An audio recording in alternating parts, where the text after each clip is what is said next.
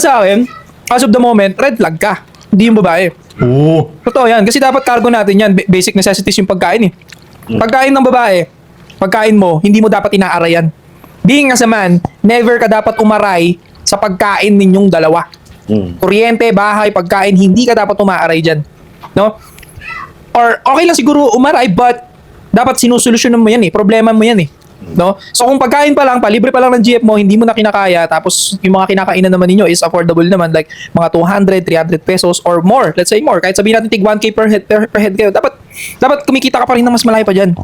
Ngayon, kung hindi mo ma-handle yung babae na yan at pinarangka mo na hindi mo pa kaya yung budget na yan, hindi niya naintindihan, hindi siya para sa'yo. So, doon na muna tayo sa POV mo. Kung ako ang pupunta doon sa posisyon mo, sa sapatos mo, prangkahin mo siya. Sabi mo, hindi pa natin kaya ito ngayon. Kailangan natin mag-ipon, kailangan natin magtabi.